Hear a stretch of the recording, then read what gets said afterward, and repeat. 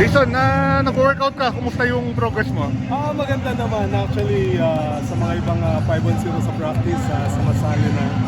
And then, focus pa rin sa strengthening ng knee ko. Pero, mas, I think, pa 100% na yung recovery ko. Nagkano ka eh? Parang weekly yata sa kay Simple Grind. Yeah. Mga extra work para at least ngayon pa lang matanggal na yung kalawang. Pero, maganda naman. Maganda yung recovery ko at the same time. Sobrang thankful ako sa mga PT ng TNT kasi talagang tutok sila sa akin.